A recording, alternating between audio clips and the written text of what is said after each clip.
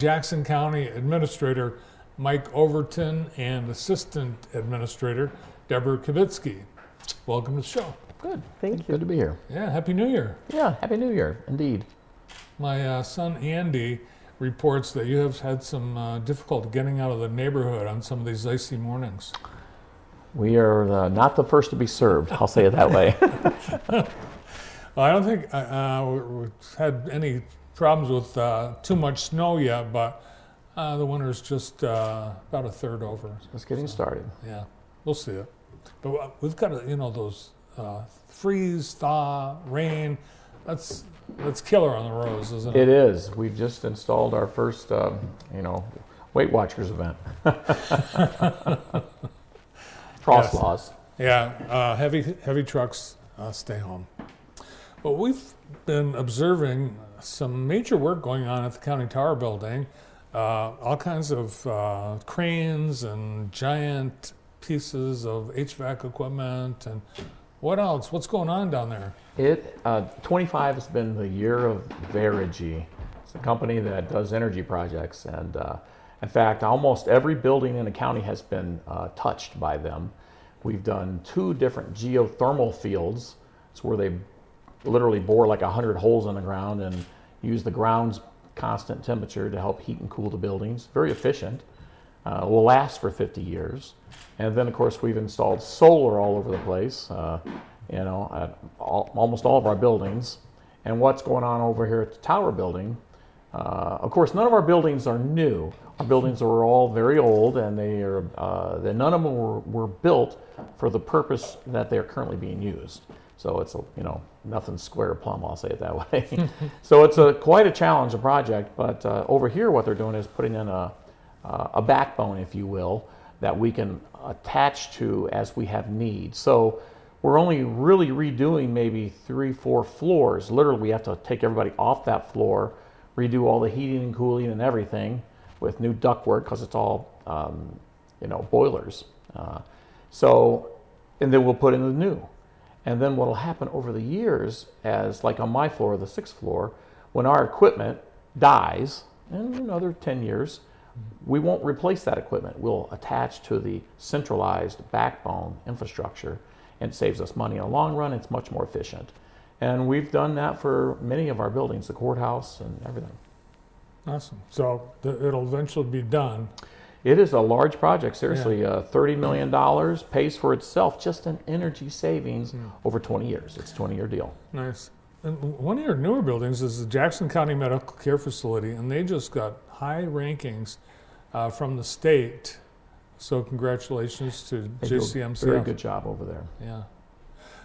We've had a chance, actually I had a chance to ride the latest addition to our trail system in Jackson County. Excellent. North of Keeley Park all the way to Parnell. That's pretty cool. You can take that all the way to Port Huron. Well, I didn't have time. If you feel inclined. Yeah, I stopped at Parnell, but it's amazing because it's area you normally wouldn't see, under I-94 and back in the we had a significant woods. grant from the Mike Levine Foundation for that. Yeah, that was just, I think, November when it first opened up. It's true. So we'll hopefully see a lot more people on that. Let's talk about parks and trails for 2026. What kinds of things are you looking at? Yeah. Well, one of the big things I think that everyone will see is the Cascades. We've been saving money for years now and, asking for money from folks for years. The state gave us money last year. They gave us like $1.5 million towards the effort. We've had significant donations, over $1 million, from other parties, some do not want to be named. But so we're almost there where we have enough money to basically redo all the falls. Anyone who looks at it up close, it needs some work. We've replaced a lot of things, electrical and pumps, but there's a whole lot more yet to do. So we're pretty excited about the whole prospect of redoing that so it'll last for another 100 years. Yeah, a lot of the work that's been done, I would call it, patching. That's right. And a lot of it's been underground. You can't see it. That's right. But what you're planning, it's going to be a lot of the cosmetics of the actual falls. Yes, the concrete is failing. It's nothing lasts forever. Yeah, it's how many hundred? How old is it now? I think it's pushing 100 years It's old. pushing 100. Yeah, it's. Yeah. I'm not sure exactly. Do you know, Deborah? No, not offhand. No. It's older than we are. Are you still? They're still raising money. Always raising money, and but they're almost there and having enough money. All right, let's talk about the farmers market. Excited about that. As last year in 25, we received a $600,000 grant from the state for that. We've almost finished, or just finished up a few minor things and refurbishing the building that we're going to use.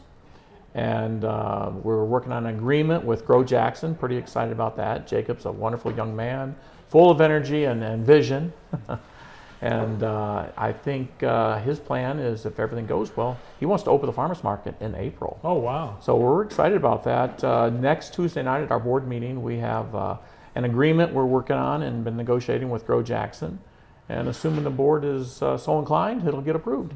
So inside the old prison yard, the armory, there's this building. It was used for, I think, for a while by the bike armory, Jackson Bike Armory. Yeah. What was it called? Bike Union? Bike Union. Something Yeah. like that? So that's the building. That is the building. It's about 6,000 square feet. It has 5 or 6 large garage doors that will allow for a snowplow to drive through. It's that kind of. So when you open all those doors up, you have a big open area there that will allow for a farmer's market to be indoor, outdoor. And I know Grow Jackson has some great plans and vision, assuming it goes as they think it will. It'll grow beyond the farmer's market and be a farm stop and really an enhancement for the local farmers. And of course, the public will have access to all that fresh produce really close. That'd be exciting. Deborah, I've seen you at Agricole in Chelsea. Is this going to be? Is it going to look like that? Yeah, it's going to be wonderful. It's going to have, he's planning on having some beverages there, plus farmer items, all kinds of different assortments. So yeah, there's going to be pretty similar. It'll be the place to be. Absolutely, and it's right by the trail too. So you can ride your bike there, stop for a sandwich or a beverage, and It'll be a tourist destination. absolutely. And it'll be open when the fair's going on, and that's where we park a lot of cars, hundreds of cars there. So they'll be walking right through the farmers market area there. So nice introduction there too. How will a car get to that? Off of North Street. Okay. Yeah, that big gate will be open there. So are you going to do anything with all that kind of free-range land that's just sitting in there? Currently, it is for parking for the fair. That's the primary use of that. Someday, I'd love to see a whole lot of things there. Up in the northwest corner, I'd like to see some yurts. Yurts. Well, they build yurts in Jackson, and as Deborah indicated, the trail runs right through there. People ride their bikes and they jog and walk. If you're going that trail goes from literally Lake Huron to Lake Michigan. It's almost complete. There's one little section, I believe, in Calhoun around Albion that needs to be finished. So you could theoretically ride your bike from Port Huron down here, stay in a yurt, and get some fresh produce at the farmer's market. Perfect. And we do, as you mentioned, we have a yurt company right here in Jackson.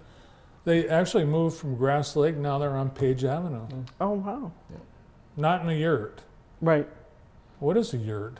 It's like I call it like a canvas house. Kind of a glamping. It's like a tent Kind of glamping. Got it. on a platform. We talked a little bit about the roads a few months ago, the potholes and stuff. Are there some plans for major road work Well, this the year? state has promised, and they passed some laws, and I'm ever hopeful that it comes to that we get the cash that they're talking about. They're talking what, $7 to 8 million $7 to $8 million is more than what we anticipating. get today. That'll do a whole lot more roads. I can assure you of that.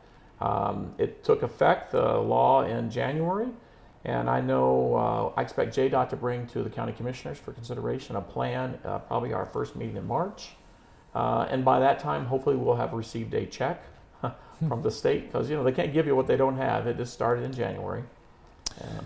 We're seeing, some of our neighboring counties wrestle with development, which is NIMBY kind of development. In Jonesville, there's a giant solar farm plan. In Saline, a giant data center.